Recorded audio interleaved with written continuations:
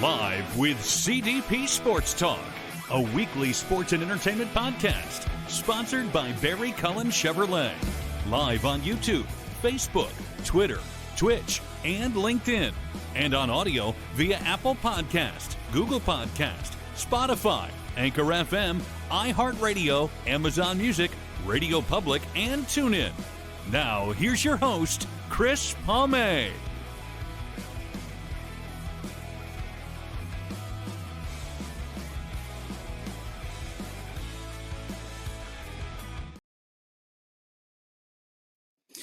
Good afternoon, everybody. Good afternoon, everyone, and happy Black Friday. Welcome to Season 12, Episode 19, overall 624 of Live with CDP Sports and Entertainment Talk, brought to you by Barry Cullen Chevrolet Dealership, located at 905 Woodlawn Road West in the Guelph Automall. Check out their website, barrycullen.com, for the newest selection of new and pre-owned GM vehicles, along with their great selection of all-electric vehicles and Cadillac vehicles as well. You can call the dealership at 519-824-0210. That's 519-824-0210. Tell them Chris Palme sent you, or you can email them at info@barrycullen.com.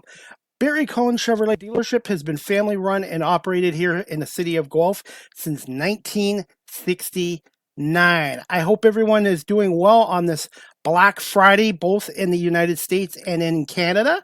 And I'm looking forward to my guest today. This is her first time on our show, and she's from the Peach State, which is known as Georgia. And her name is Ashley Stewart. She's an author, speaker, and a feminine leadership voice as well, and a growing TikTok star. And just before we bring on Ashley Stewart right now, we're going to do this one little special effect that I now have with StreamYard. Good afternoon, Ashley. How are you? I'm good. How are you? I'm doing good here in snowy Ontario. I'm just outside of Toronto, and we had some snow last night and today and tomorrow as well. So winter is here. Yes, it is here. Ashley, I want to wish you, I know the U.S. Thanksgiving's a little different than ours here in Canada, but I hope you had a very good, happy Thanksgiving and a Black Friday too. Yes, I did, and I am. I hope you are too. Are you having a good Black Friday? Yes, I don't shop because I'm not a big fan of the crowded malls and stuff like that. And my Eagles are playing right now, but I'm not watching the game right now. So I'm glad we're doing this show, because when I watch the Philadelphia Eagles play, my blood pressure goes up, because football and sports can be stressful sometimes as a fan and media. I can imagine. So what did you like the most about Thanksgiving? What's your favorite Thanksgiving food? I love sweet potato pie. That's like my favorite. Sweet potato pie. I love my grandma's sweet potato pie. She makes the best sweet potato pie I've ever had. What about dessert? Do you have a choice of apple pie or pumpkin pie? Sweet potato pie. I don't like apple. I don't like pumpkin. It's sweet potato pie for me. Now, Georgia being the peach state, do you like peaches? I do. I love peaches. I don't like cooked peaches, in peach cobbler. Like, I don't like peaches that are cooked. I like just a raw organic peach. So how's the weather down in your neck of the woods right now? It's cooler. It was a lot warmer. It was in the 80s earlier this week. And wow. Today it's now in the 60s. To me, that's balmy. That's still shorts weather. Right. For some of us, yeah. I see some people with shorts still. Absolutely. So how's things going with you and everything? How's everything going with you? It's going great. Everything's going great. My book sales are, climbing. TikTok, my engagement, my followers, they're increasing. YouTube, my subscribers are increasing. It's awesome. It's a good time to be alive. This technology really does kind of shrink the world down, doesn't it? It does. It really does. It does. And the power of social media as well. Yes. I just love TikTok because you get organic interactions. Everybody organically interacts with you and follows with you. You don't have to be this big superstar for anyone to interact or engage with you. You just have to have valuable, genuine, authentic content, and you'll gain your following.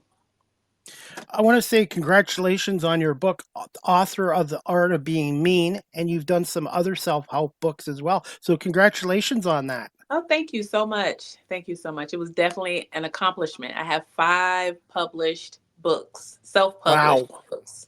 Self published. Yeah, self-published. Did it all on my own. Can you tell our audience a little bit about doing it self published instead of doing it the old traditional way? Oh yeah, most definitely.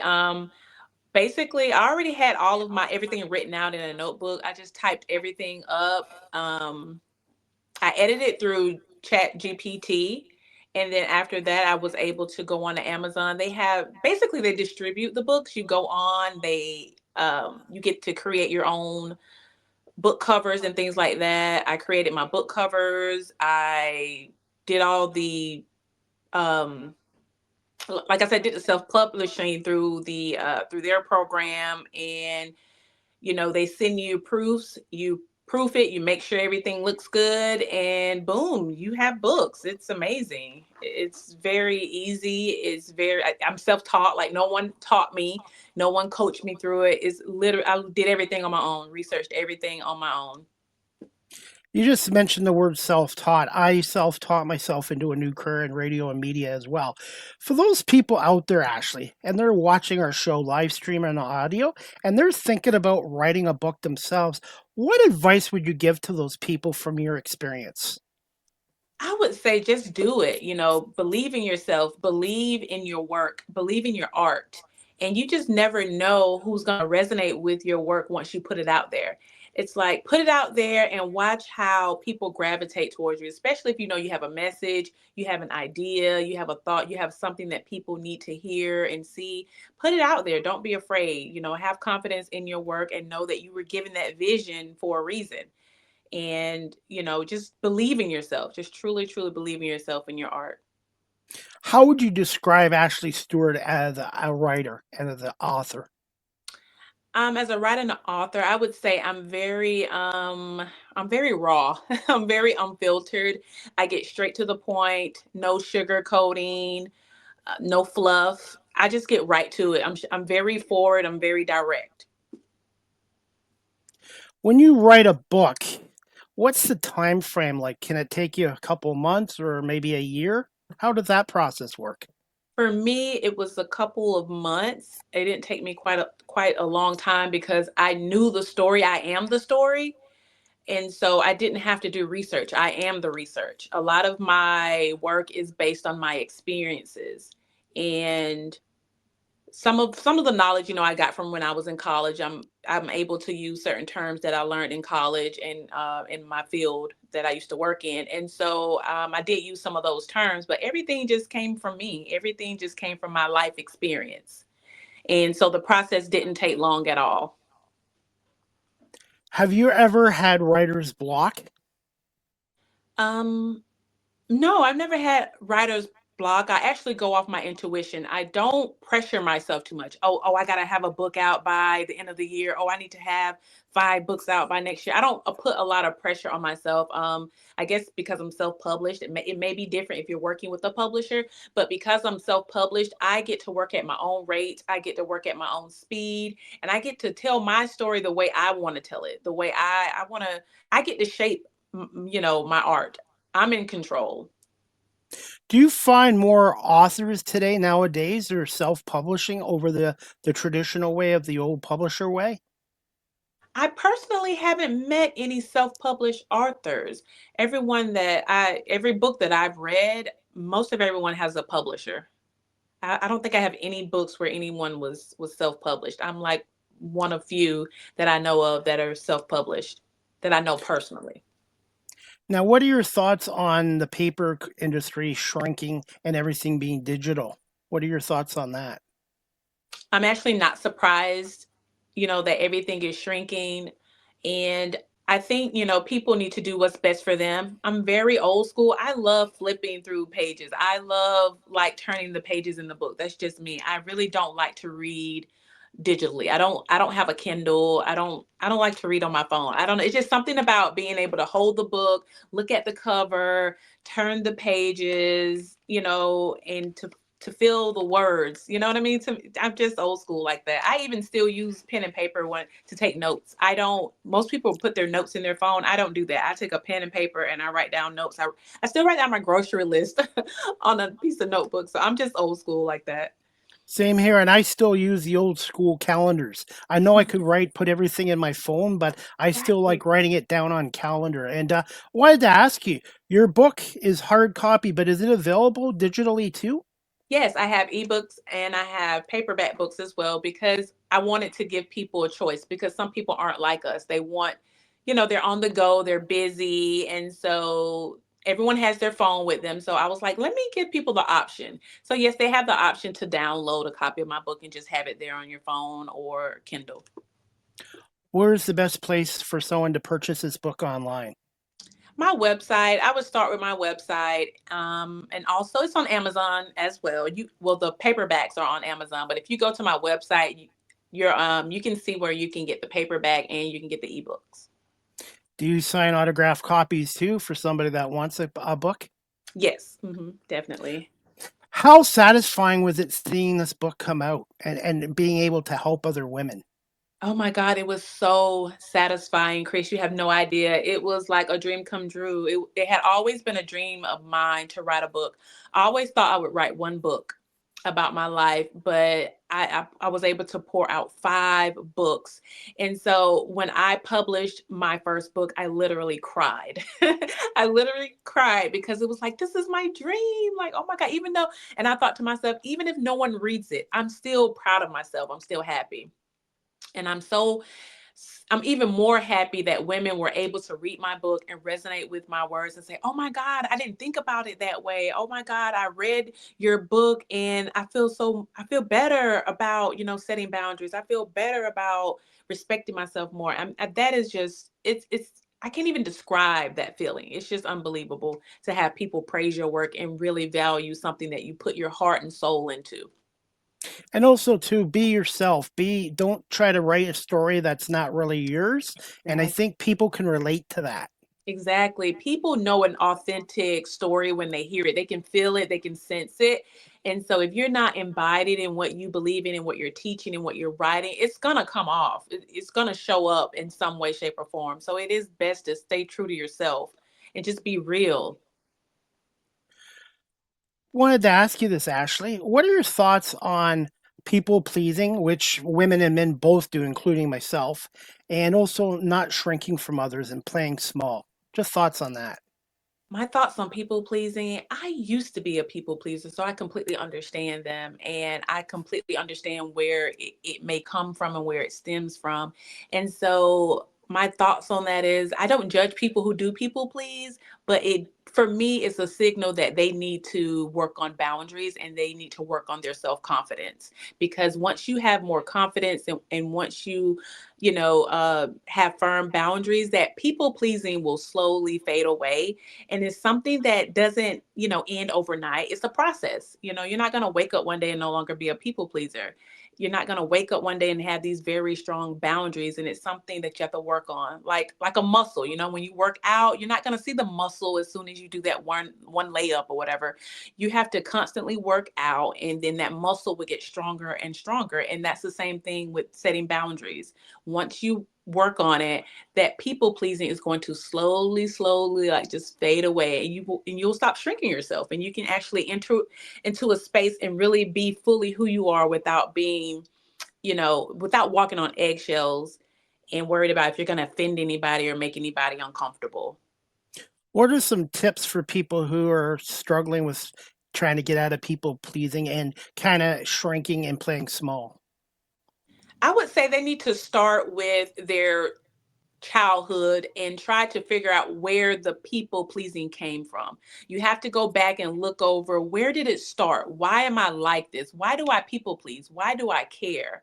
I think once you start there and you understand your why, it's easier to make changes. It's easier to make adjustment. And once you start there, you start building your confidence. Once you start setting boundaries, you'll notice that your confidence just grows a little bit more, and more and more.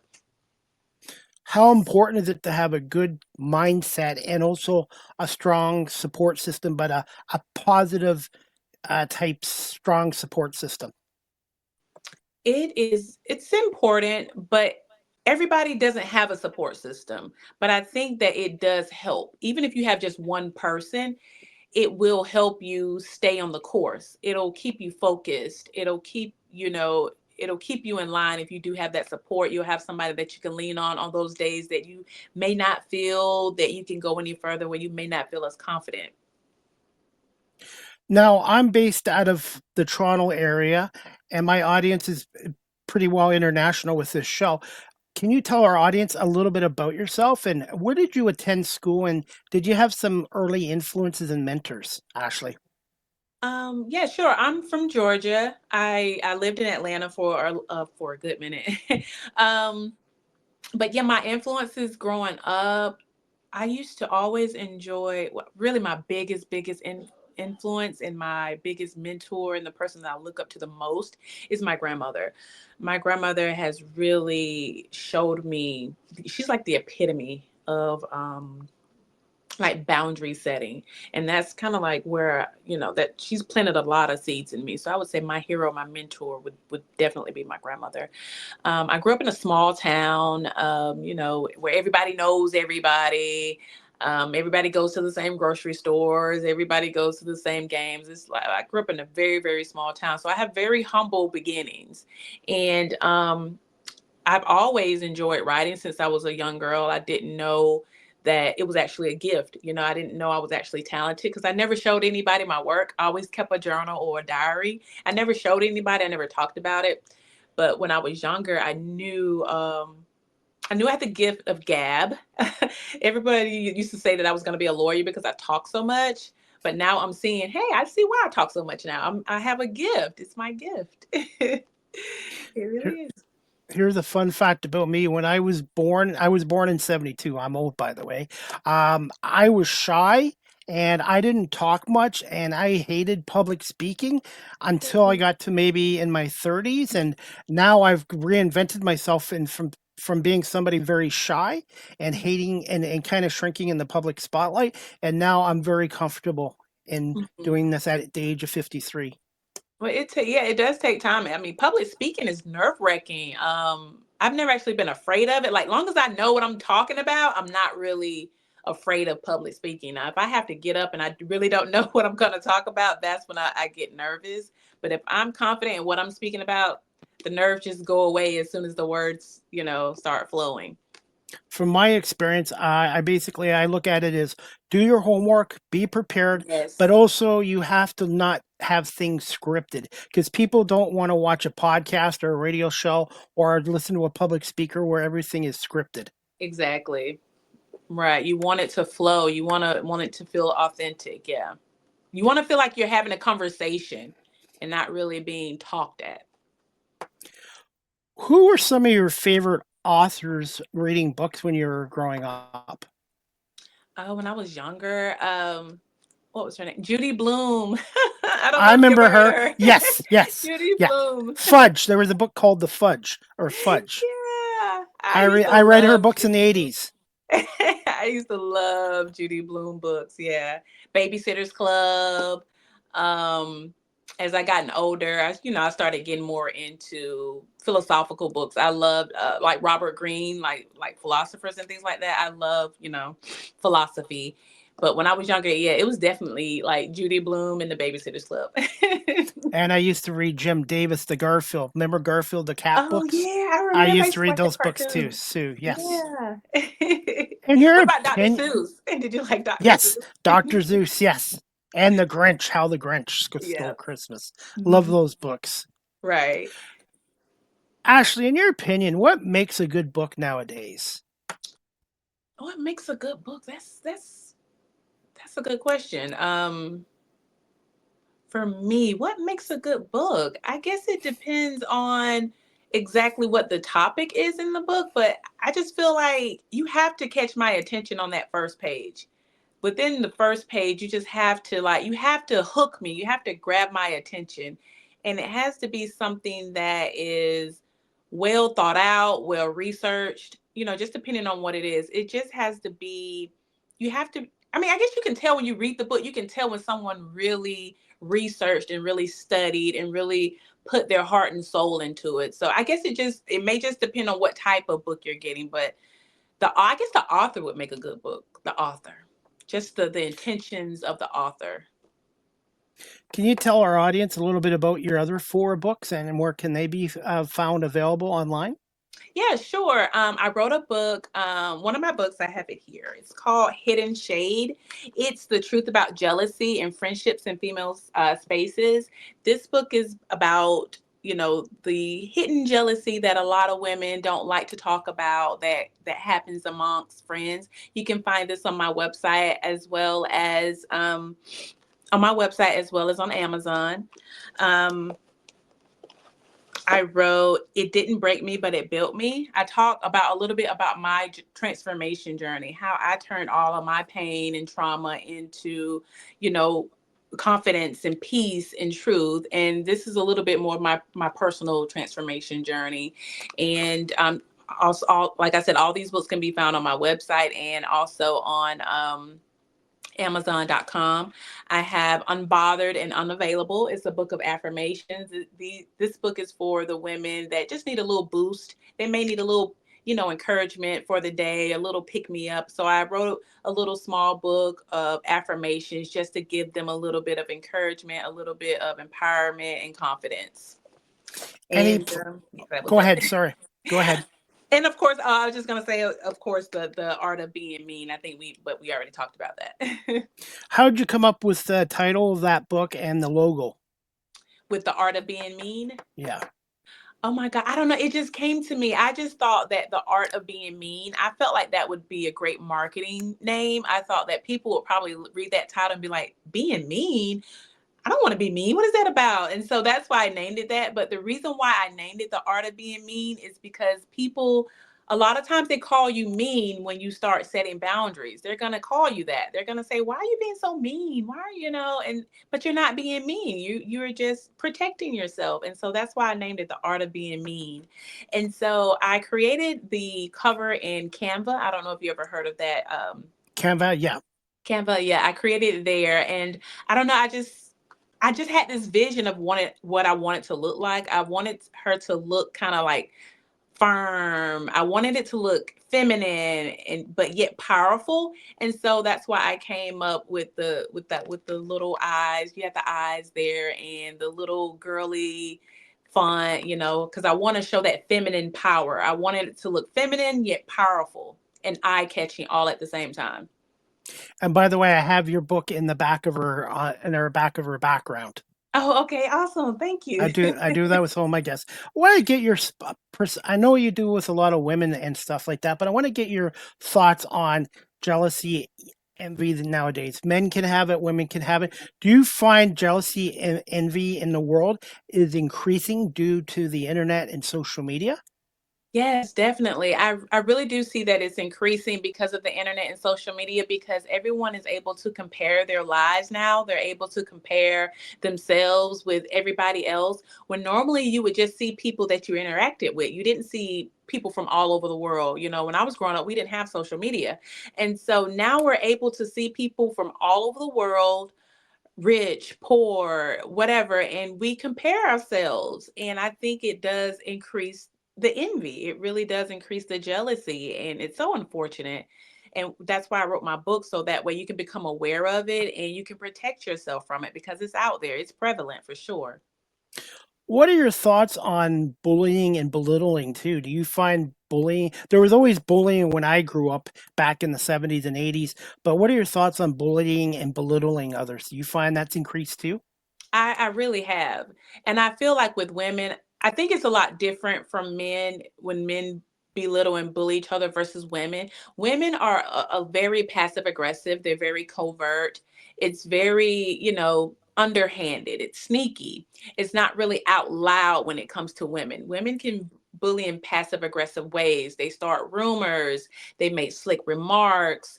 Um, they do things that you can't just necessarily point at and say, look, that they did this. It's very psychological. Women play a lot of mind games with each other. And so that's why it's a lot more sneaky. I'm not sure exactly how men operate when it comes to envy and jealousy, but women are very, very covert with their jealousy. Do you find a lot of it happens in the workplaces too? Yes, in the workplace, definitely. Especially if you're someone who does a great job at your work and you're quiet and you keep to yourself, a lot of times you will have people in the job that will envy you because of that. They'll envy you because you do your job so well, you do everything effortlessly, and you become a target. You will become a target in a workplace simply for doing your job well, minding your business, and going home. For whatever reason, that triggers people. And a lot of times you can't point out to it. They'll sabotage your work. For example, they may leave you off an email, an important email. They may not tell you about a meeting that you were supposed to attend. They may put more, like a boss may put more work on you. So it's very insidious ways that it's expressed in the workplace. They'll try to get you fired. They'll try to get you in trouble. It's so many, ways that they target you in a workplace. They'll try to get you to play small as well. Yeah, right, exactly. They don't want you to do better than them because you make them look bad. For those people that are watching our show live stream or in audio and they're kind of having feelings of jealousy and envy, what are some tips to eliminate or reduce that? To reduce their feelings of jealousy. Yes, or kind of move on from it if they have feelings of jealousy and envy. I think we all have it at some point in our lives. Yes, I agree. I think everyone has it or has dealt with it. I feel like what you do with those feelings is what sets you apart. Because we're human, we all have these emotions. And so it's so normal to feel jealous and envious of someone. When you do feel a sense of envy, I would suggest try to figure out where it comes from. Try to reflect. I think a lot of people don't reflect. They feel the envy and then they target. But instead of targeting the person that you're envious of, self reflect. Look at yourself and say, what is it about them that's making me jealous? What is it about this person that's causing me to feel these feelings of envy? And from there, you can start to express that or turn it into motivation. It can motivate you to do better. Okay, this person is making more money than me because they're more skilled. So what do I need to do to make more money? Maybe I need to work on this skill set in order to increase my pay instead of just targeting that person. Look and see what skills you can build your confidence. Focus on what you're good at, what you bring to the table, not what someone else is bringing to the table. I think, like they say, comparison is the thief of joy. If you're sitting there constantly comparing yourself to another person, you're going to be miserable. You need to focus on yourself, focus on your gifts, your talents, your creativity, because we all have a gift, we all have a talent, we all have something that we're good at, and it's best to focus on what you're good at and make it better. Do you find communication skills have kind of shrunk in this era of internet, social media, even AI technology nowadays? I think it has. A lot of people don't communicate with each other. They actually avoid each other. You can be out and about and you'll see everybody's head down in their phone. No one's really talking to each other. No one's really getting to know each other. Everyone's in their phone. They're engaging with most everyone on their phones on social media. Yeah, I really do think that communication has really declined. You don't see random people just starting conversations anymore.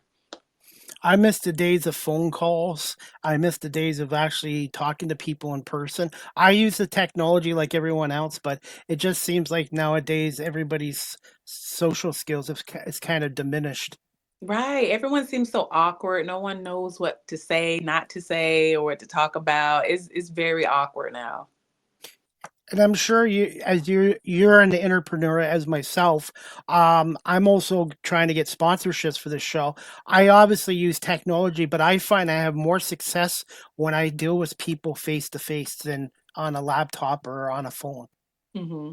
Yeah, definitely. Yeah, face to face is definitely much better. You can feel their energy. Look them in their eyes. It's just it's. organic. It's more organic, and it feels better that way versus a screen all the time. Ashley, are you able to tell us a little bit about your experiences of walking away from a toxic family system and the weight of generational dysfunction and turning this into a blueprint into helping other women? Yeah, sure, of course. Walking away from a toxic family system, it's not easy, and it's not something that you do overnight. It's actually a slow process. It's a slow awakening. You start to pull back slowly, and we have been conditioned as a society that, blood is thicker than water. You need to always, stay connected to your family. Family is everything. But sometimes family isn't everything, and family, they don't always treat you right. They don't treat you the way that you deserve to be treated. And we have to stop relying so much on titles. Like, if we take the title away from the person and the person treats us a certain way, you have to ask yourself, do I deserve this treatment? Regardless of their title, do I deserve to be spoken to this way, or treated this way by this person? And if the answer is no, then you need to distance yourself regardless of the person's title. And once you leave a family dynamic like that, it is going to be a lonely journey. Okay. It's going to be extremely lonely because a lot of people are conditioned to accept toxic behaviors from their family. So you're going to be extremely lonely. No one is going to be able, well, not, I won't say no one. A lot of people won't be able to relate to you. You're going to be looked at as like an outcast, as if you're crazy. And Or you a got to black be sheep prepared for that. or a black Yeah. sheep.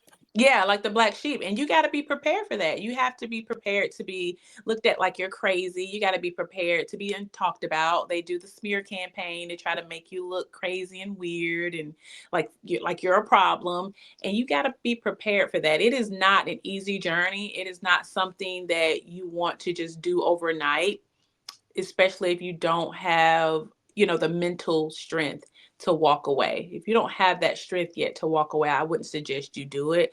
But you really have to work on your mental health, your boundaries, and your confidence. The confidence to is going to be the foundation of what allows you to leave that toxic system. And you have to be okay with not being liked.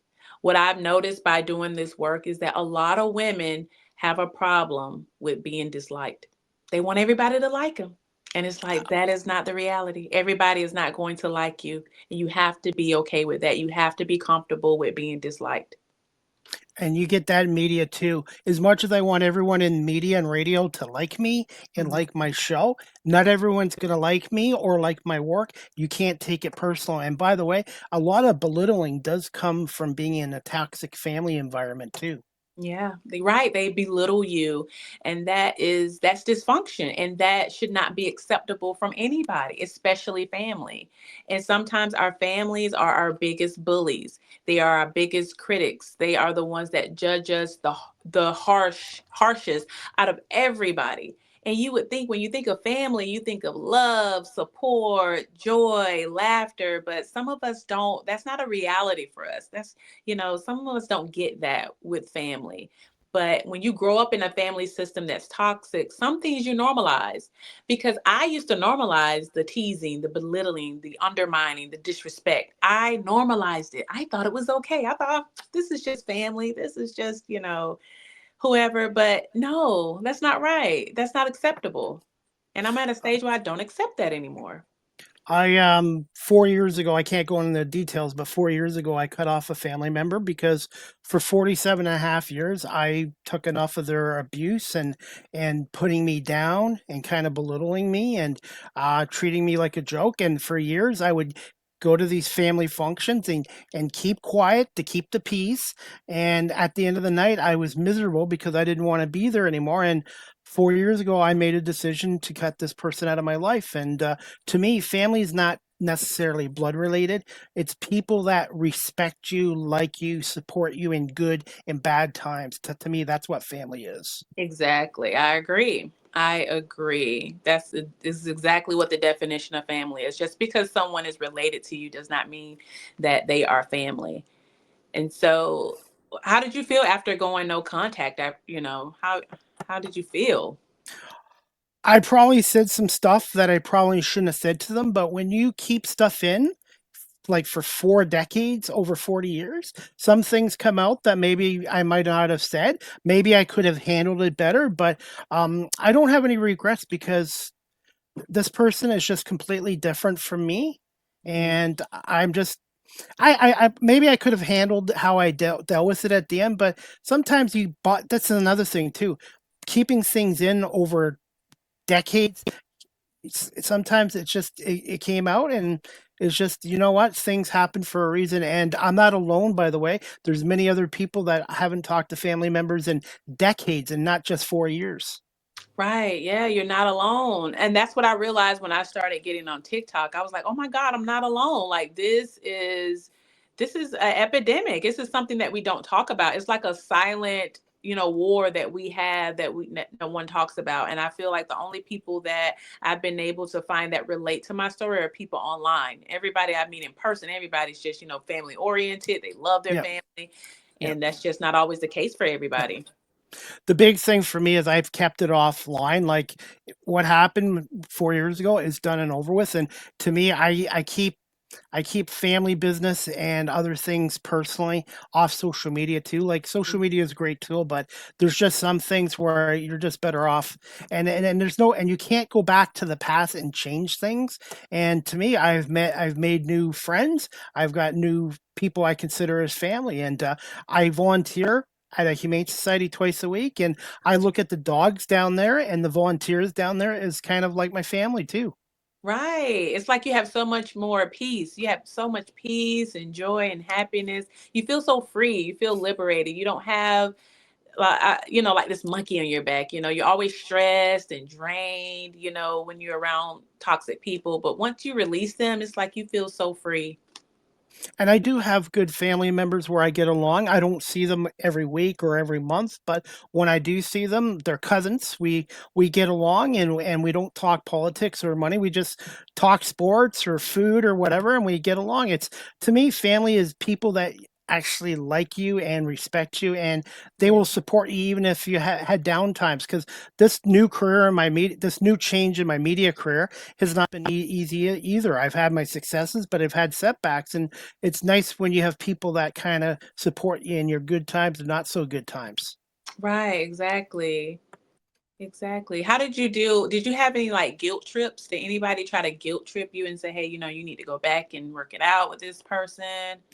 No, I think they understand the relationship. It was just damaged at the end. I don't want to go into all the details, but it was just I could have maybe handled it better at the end, but sometimes when you keep things in, that's not healthy either. So I always tell people if you have an issue with somebody, if you can't talk to them, then maybe it's time to move away from them too.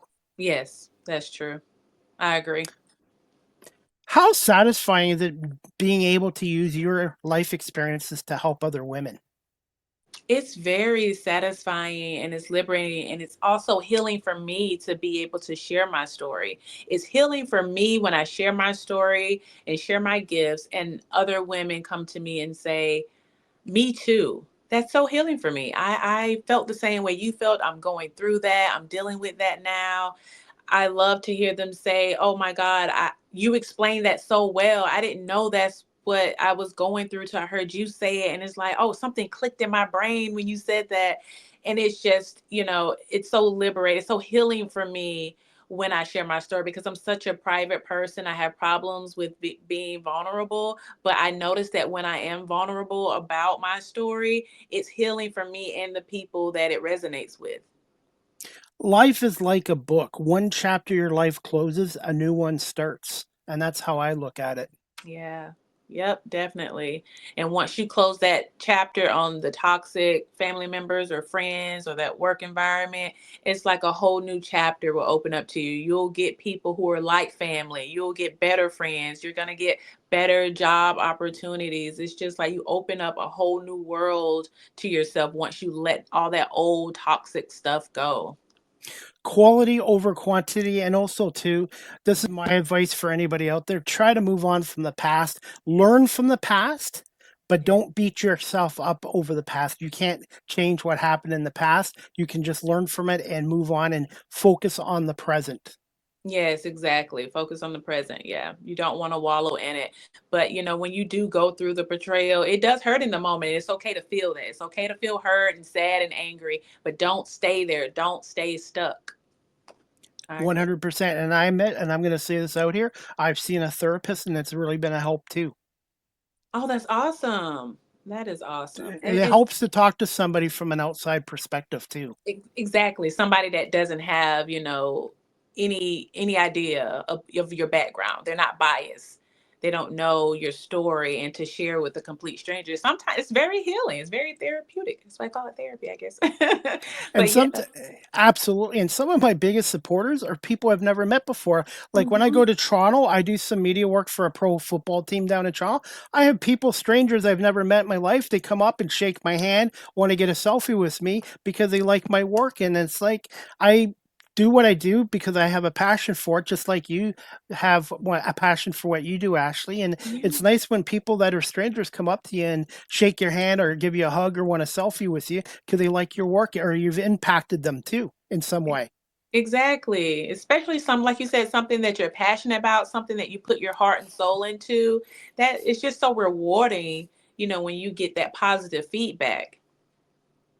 Ashley, I already asked you how you describe yourself as an author and writer. How would you describe yourself as a public speaker and as a teacher and a coach? I would describe myself as just as hard hitting. I'm very, very I don't coddle people's feelings. I'm not trying to coddle anyone's feelings or make them feel comfortable. I'm really trying to get down to the hard truth. So, along just like my writing and my public speaking and teaching, I'm very straightforward. I don't sugarcoat. I am, very, direct. And I say the hard stuff. I'm not afraid to say the hard stuff. I'm not afraid to hold people accountable. I hold my clients, my students accountable, and I let them know, like, hey, you played a part in everything too. You're not innocent. So don't put all the blame over here. Like, take accountability for the things that they've said and done. And I'm just very, very raw. That's the only way I know how to describe it. I'm just very raw. Are your sessions in person or are they all virtually done? Virtually. They're virtually done. Have you thought about one day actually having your own podcast, a self help type podcast?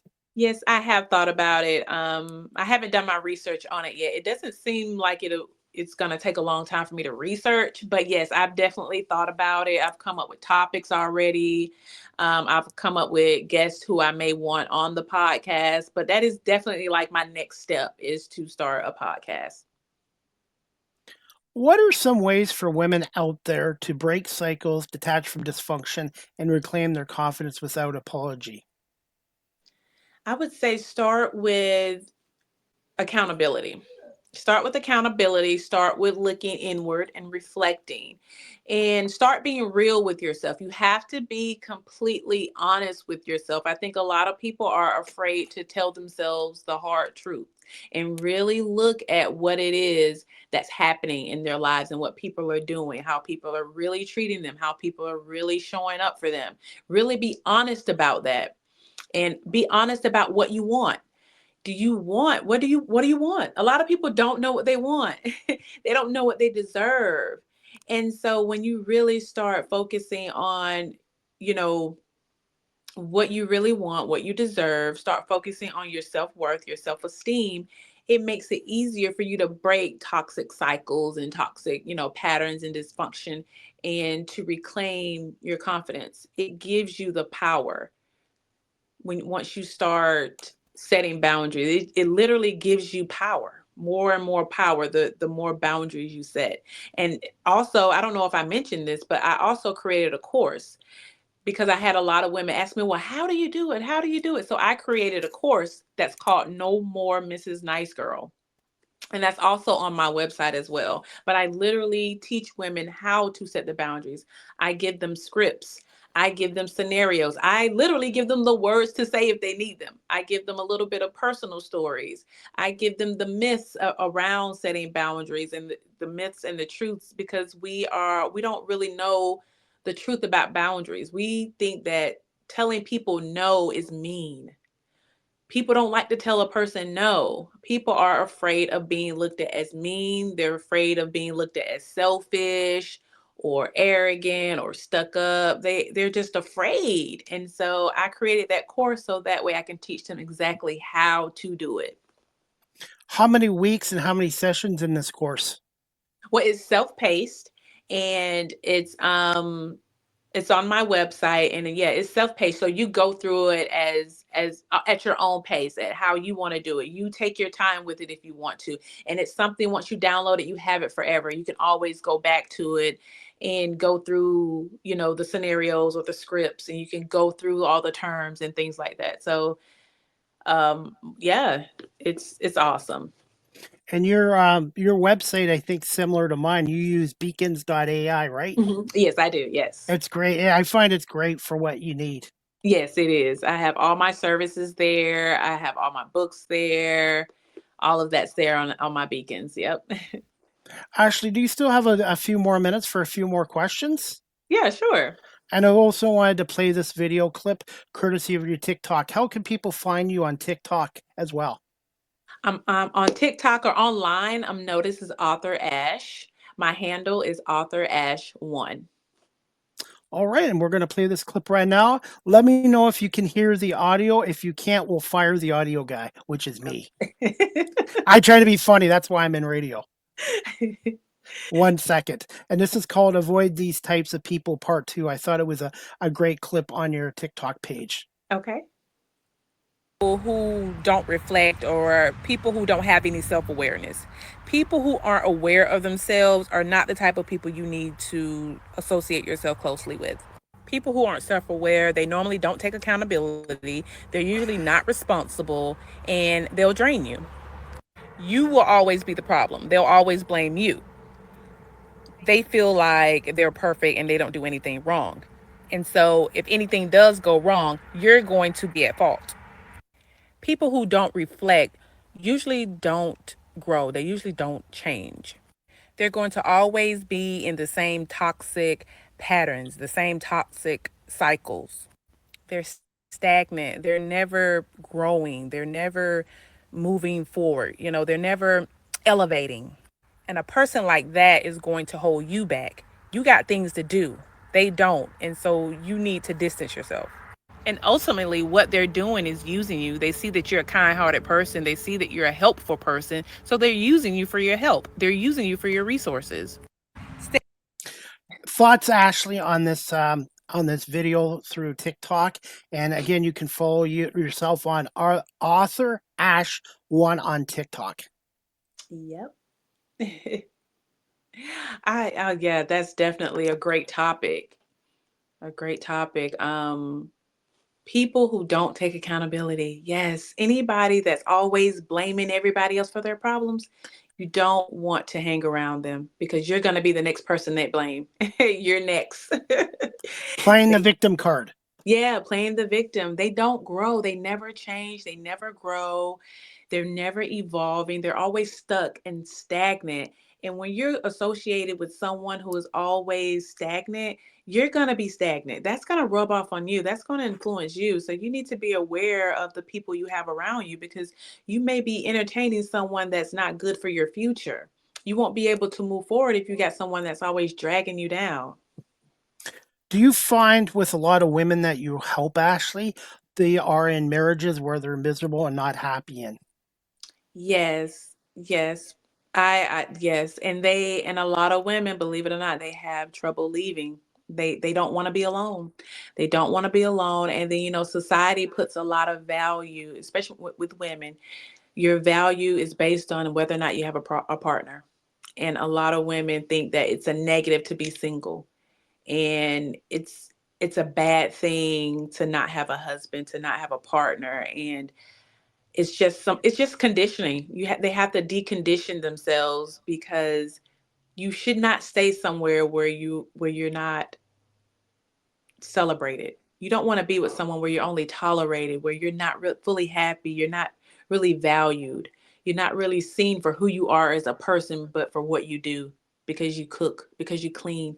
You're more than a cook, you're more than a chef. You know, you're more than that. You are a human being with thoughts and feelings and dreams and goals. And it can sometimes be difficult for women to see that. And And because they're you still on. and you can see it in the workplace too, where people stay in jobs because of the money and the benefits, but they're not growing and they're miserable and they're in a toxic environment. And whether it's a workplace or a relationship or a marriage or a friendship, the best thing you can do is get out of a toxic environment, because the longer you stay in a toxic environment, the harder, and from my experiences, is to get out of it. Yeah, exactly. It's like you're trapped in this golden cage. And I think some people psych themselves out, especially when it comes to a job. They feel like, oh, I need the paycheck, I need the money. And that's why they stay. But they don't know, they don't realize they're sacrificing their soul. They're sacrificing their peace of mind for a paycheck. When you can get a job anywhere, you know, and you can make money doing anything. And so we've been conditioned to think that the only way to make money is to be on a job, is to clock in. But you and I are proof that that's not the case. You know, there's other ways to make an income, and it's better ways to live your life than going in and dealing with toxic coworkers and a toxic environment every day. Ashley, before we wrap this show up in a couple of minutes, do you find, from your experience as a woman too, do you find mental health or cross has kind of diminished these days? That mental health has been dismissed. Been diminished. I don't understand that question. What, it's been Do you? diminished? Like Yeah, people don't take care of it, or are you it's trying kind of like more and more people are having mental health issues to? because of being in those toxic environments. Oh, yeah, yeah, yeah, definitely. Yeah, definitely. I think so. And I don't know if I told you this, but I used to work in mental health. I used to work in behavioral Oh, health. I did that, years for years. And so I watched it firsthand. I watched people decline over the years. I had some of the worst clients. I mean, I dealt with bipolar, schizophrenics, like the worst kind of bipolar and schizophrenics, because you can be a functioning bipolar. You can have bipolar and still be functioning, but I worked with the worst kinds. I worked with people who had personality disorders. I worked with developmentally delayed individuals. So I have a lot of background in that. And I feel like over the years, yeah, it has diminished.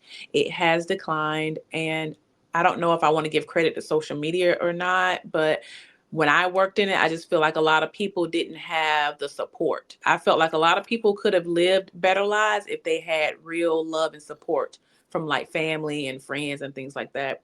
I saw the worst of the worst, and ultimately it boiled down to them just not having anybody that truly cared about them and loved them. And a lot of times your health will decline if you don't have that support, that love, that care around you. how much did that experience help you going forward?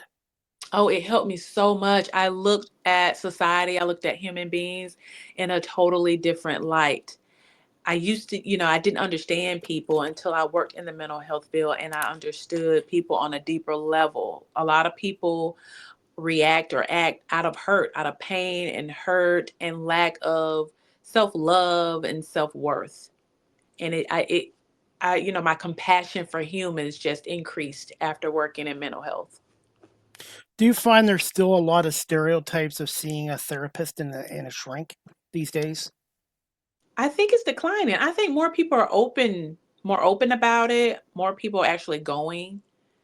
When I was growing up, that was not the case. If you saw a shrink, you were deemed as crazy. Now it's really not. I don't think people look down on it as much. I think a lot of people celebrate it and applaud it a lot more than they used to. A lot of people are open about going to see a therapist. A lot of people are open about being on medication. They're not ashamed of it. Like, hey, I take whatever for depression or anxiety. They're more vocal about it. They're more open about it. And that's good to see, because I don't think there should be a stigma when it comes to mental health, because our mental health is really how we shape our life, how our world is shaped. So mental health is very important. It's not something you need to put on the back burner. So I'm really happy about that.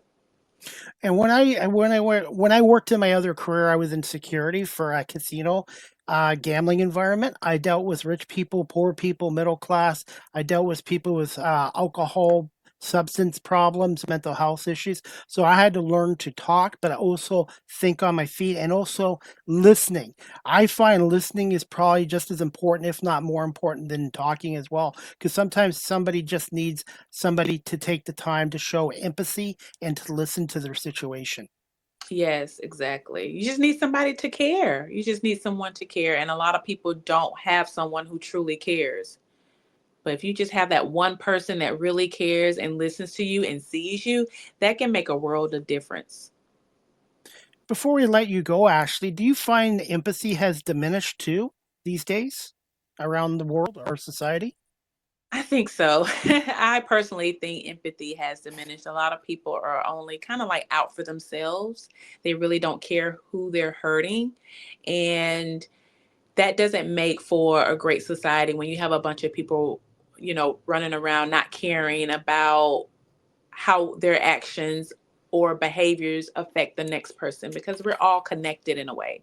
And so we need to care about our fellow human being. We need to care about each other just as much as we care about the animals, just as much as we care about anything else.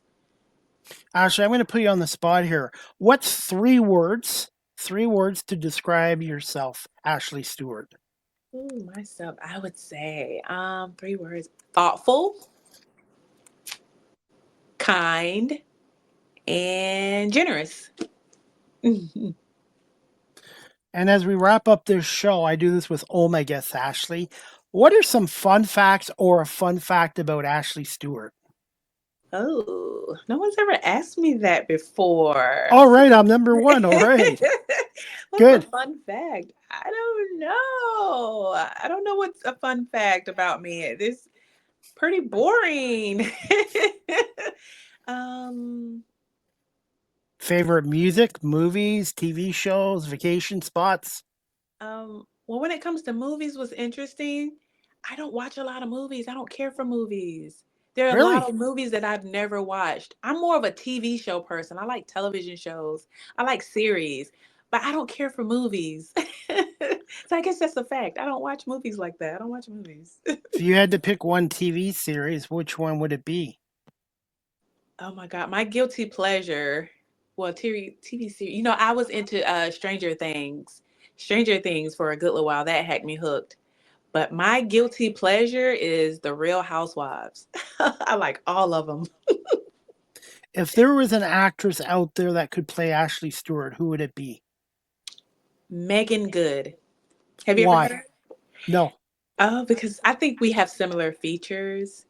And I think she's just somebody who I feel like would embody my essence.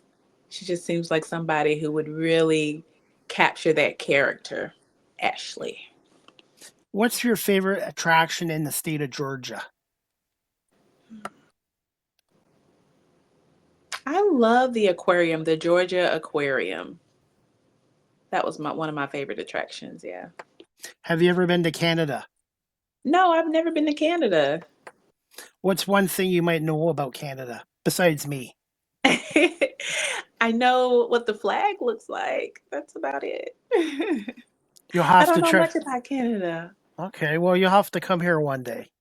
I sure would. Do you have snow all the time? Because I don't like No, cold. four. Oh, We have our four seasons. We have our hot, humid summers. We have our fall. We have our winter and spring. And to me, my favorite time of the year is kind of fall and winter. I find our summers are just too humid down here. oh, okay. Right. Well, I'll have to take a trip up there one day. If you do, let me know. And Niagara Falls, Ontario, which I'm not far from, is known as the Napa Valley of wine. So if you like real wine, red wine, white wine, ice for wine, Niagara region is the best place to get wine here in Ontario. Okay, awesome. I would definitely keep you in mind when I visit. Okay, deal. And finally, ask the host CDP myself a question. Do you have a question to put me on the hot seat as we wrap this show up?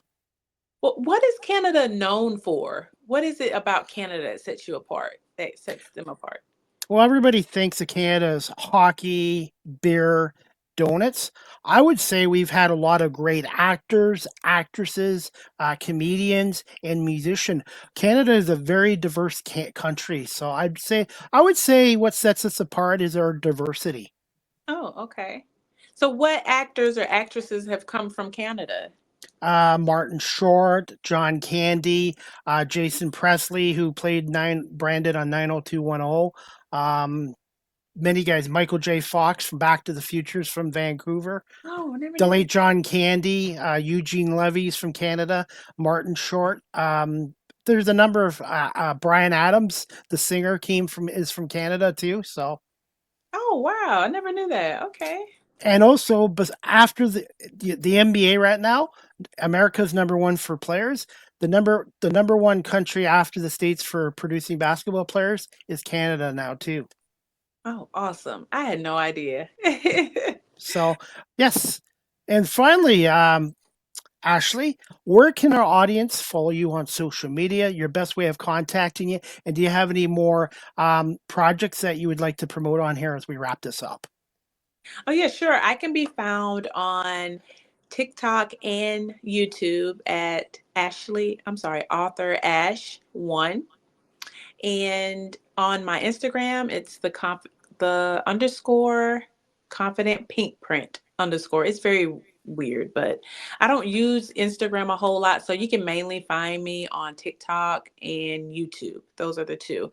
My email address where I can be contacted for business is ashleygalore888 at gmail.com. I currently just recently launched my digital course that we talked about earlier, No More Mrs. Nice Girl. Well, I show you how to actually set the boundaries, set firm boundaries. And so I'm just I'm very excited about my course. It's something I've been, working on for a minute, and I'm just glad it's out there. And you all can find me on those socials. You can email me. I'm always available. I'll give me about 24 to 48 hours when you email me to get back with you, though. Any plans for TikTok lives going in the future? Yes, I'm not very consistent with the lives. I need to get better with TikTok lives, but I plan on getting back on TikTok live soon. I just did a live about a week ago, but I do need to be more consistent because that is a great way to connect with my audience. And so that way they can, ask those questions live.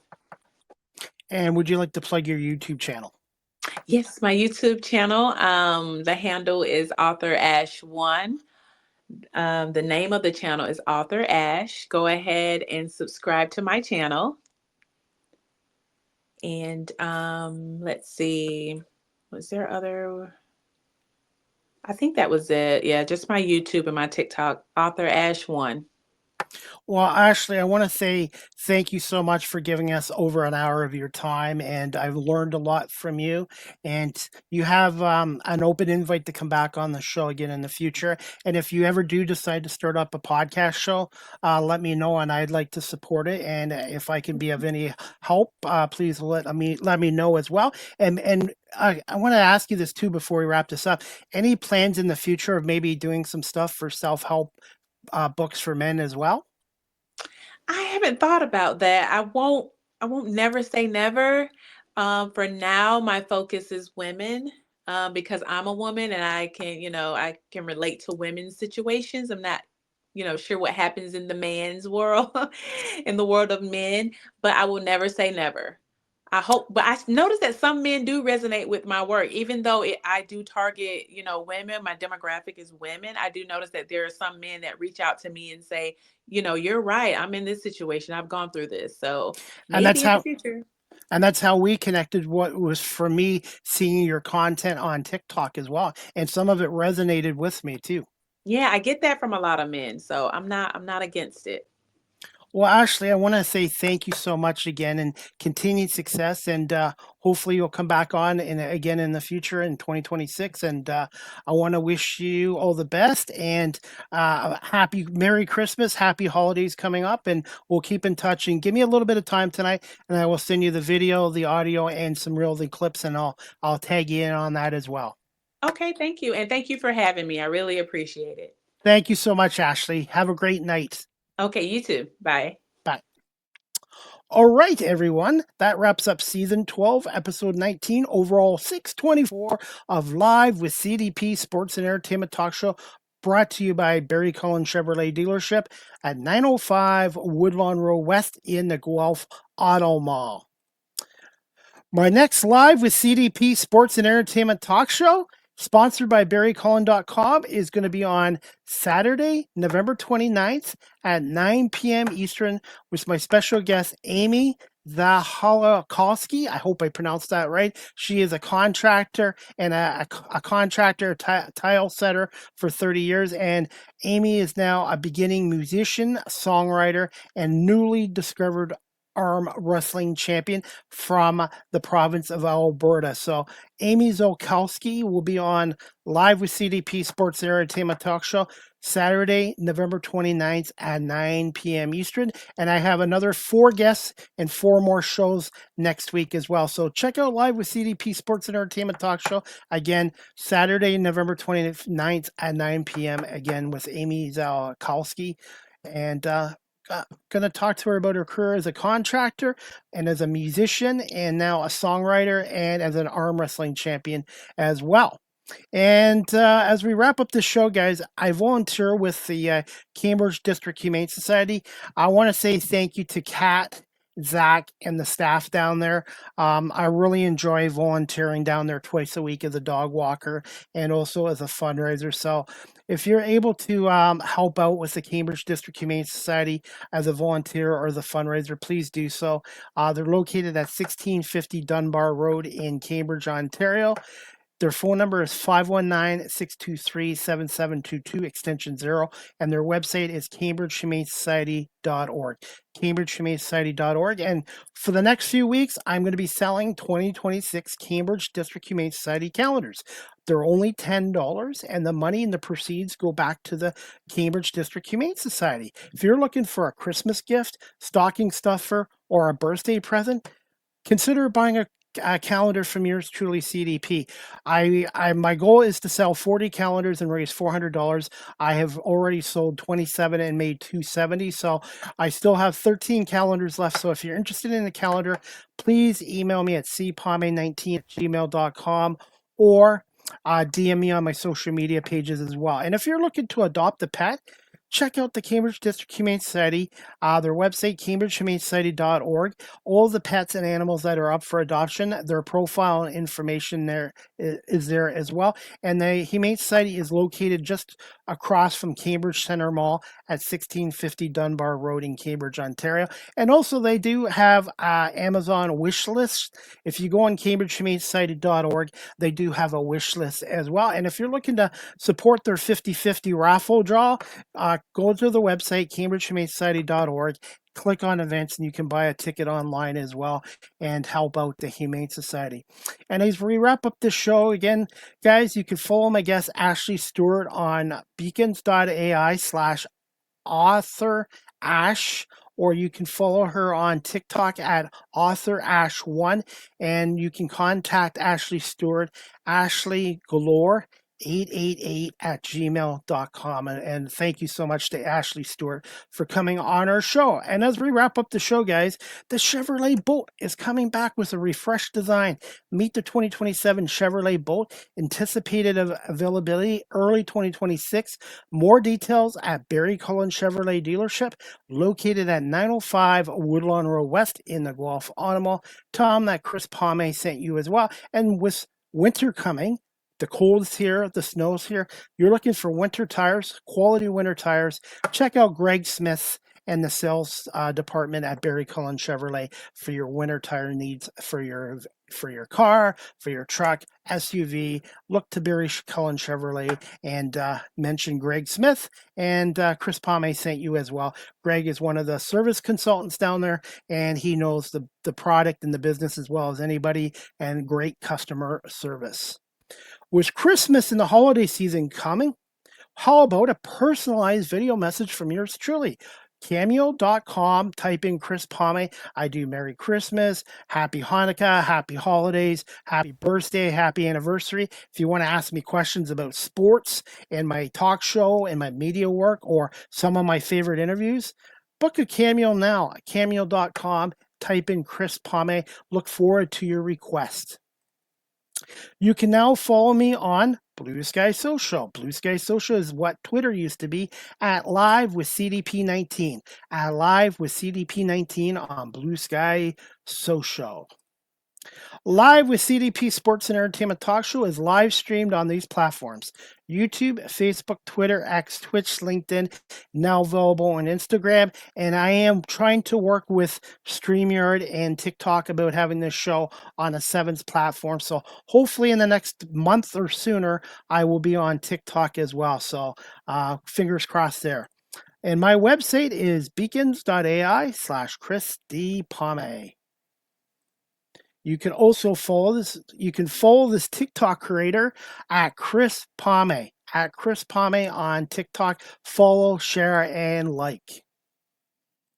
StreamYard is the official live stream provider of Live with CDP Sports and Entertainment Talk Show. If you're into webinars or podcasting or live streaming, go to StreamYard.com. They have basic free plans, paid professional plans like I do. And if you're a business that does a lot of webinars, go to StreamYard.com and contact our sales department for pricing as well.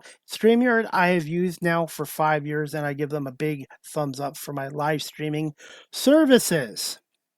Finally, Live with CDP Sports and Entertainment Talk Show. The audio version is on these platforms: iHeartRadio, Amazon Music, Spotify for podcasters, Apple Podcasts, Breaker, Pocket Cast, Spotify, Castbox, LinkedIn, Pandora, Tuned In, YouTube Music, and Good Pods. Finally, guys, you can email the show Live with CDP Sports and Entertainment Talk Show at cpalme19@gmail.com. Any comments, questions, suggestions, and feedback would be greatly appreciated as well.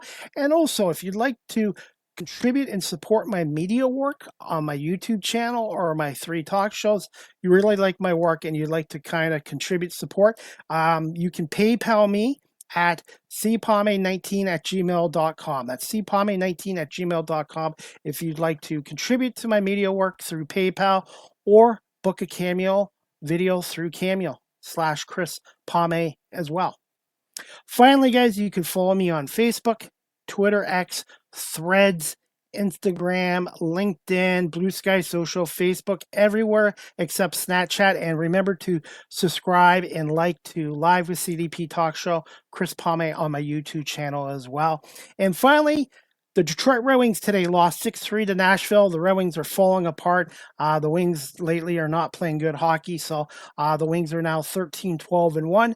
The Pistons are back in action tonight against Orlando. The Pistons are coming off their first loss in 14 games, losing to 117 to 114 to Boston. The Pistons are still 15-3. And the Detroit Pistons are playing tonight against Orlando. And also, we got the Eagles and Bears going on Friday Night Football. They started at 3 o'clock. The last I remember, it was 10-3 Chicago at halftime. I'm hoping, as we're ending this show, that the Eagles have rallied. I'm assuming the game will be almost over right now. So hopefully the Eagles can come back from a 10-3 deficit against the Chicago Bears. They had a horrible first half as well. So that is about it, everybody. And that's it. I want to say thank you again to my guest today, Ashley Stewart, who is a 5-time author, a speaker, a teacher, and a feminine leadership voice for coming on here today as well. And I think we're going to wrap this up. And again, thank you to Barry Cullen Chevrolet Dealership for being a part of the show as a sponsor and advertiser. And thank you to everyone watching this live stream and on audio platforms as well. I hope everybody had a great U.S. Thanksgiving Day. Enjoy your Black Friday. And we'll see you back here tomorrow night, Saturday, November 29th, 9 p.m. Eastern, 7 o'clock Mountain Standard Time with my special guest, Amy Zalkowski, who is a contractor, musician, songwriter, and now an arm wrestling champion out in the province of Alberta. So tune in for that. And I have 4 more shows with 4 more guests next week as well. I hope everybody has a great night, great weekend. And we'll see you back here tomorrow night, 9 o'clock, for Live with CDP Sports and Entertainment Talk Show, brought to you by Barry Cullen Chevrolet Dealership. And if you're also looking to advertise on a live streaming if you're a business looking to advertise on a live streaming platform, please consider Live with CDP Sports and Entertainment Talk Show, CDP Media Productions. I look forward to working with you and your business. I am on 21 platforms and I have listeners in 70 countries around the world and going on 600,000 views on my YouTube channel. So if you're looking to advertise on live stream, consider Chris Pame, CDP Media Productions as well. Have a great night, everybody. Have a great weekend, and we'll talk to you soon.